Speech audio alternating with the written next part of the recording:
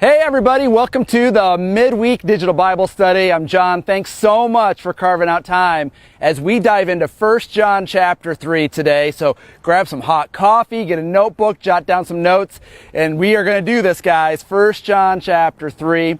I'm standing out here in front of the future home, God willing, of Life Church Bay City. We are flipping a movie theater. This is nuts. It's been vacant since 2009.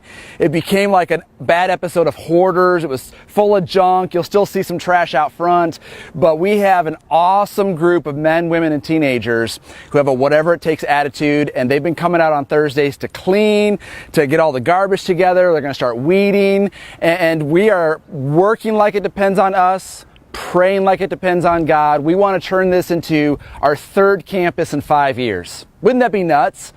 Like, there's so many people in Bay City, Essexville, Cairo, the Thumb, who just sleep in on Sunday mornings.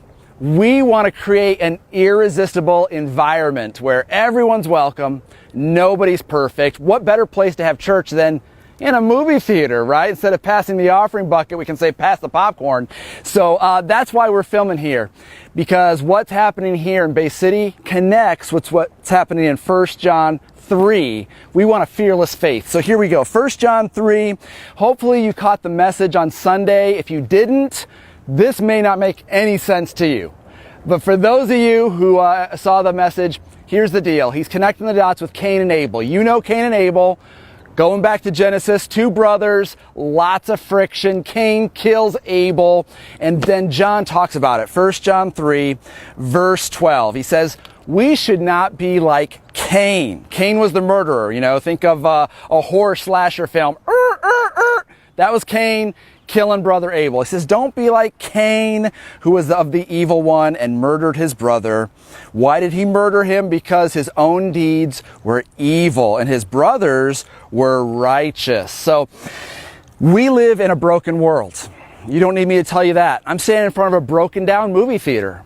It was originally built for something fun and exciting, and then it fell into disrepair.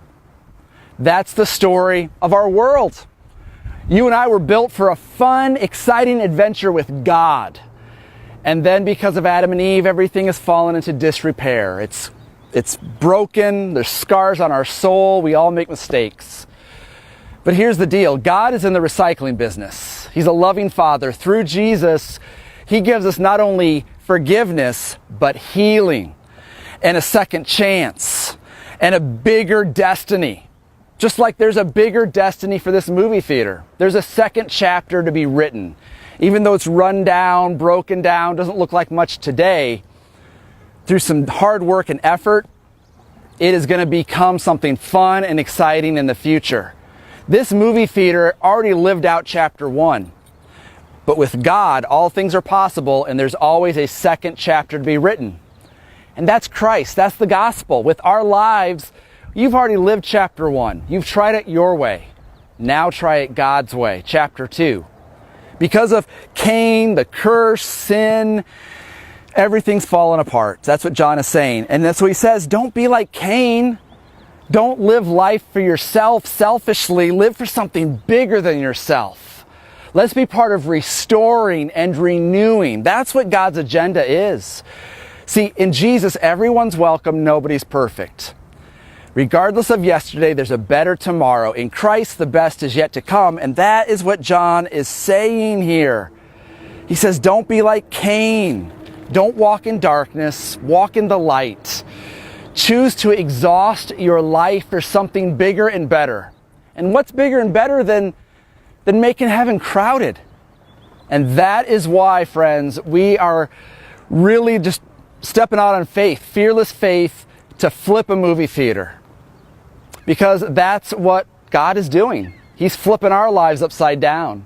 He's taking what's rusty and broken and making it something beautiful and whole. In Christ and in faith in Christ, we have a free movie theater.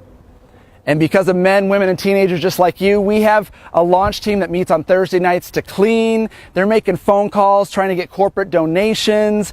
We're doing our best to turn this into a place full of life. Can you imagine what it would be like if If people in Cairo and Bay City and Essexville and the Thumb, if they were looking forward to Sunday mornings, if it became the best hour of their week, that can happen here. We can become one church in 3 locations, Midland, Saginaw, and Bay City. And we get to live out 1 John 3. Because Cain came to destroy, Jesus comes to rebuild. We get to see that literally and physically here in Bay City, and we get to see it in our own lives. Every time we say yes to Jesus, we take another step forward in our faith. We are in the trusted path of the Carpenter King, and the best truly is yet to come. And so, friends, I just want to encourage you. 1 John chapter 3 is all about loving people. Be a lover, not a hater. Love God, love people, nothing else matters. And then jump into what God is doing.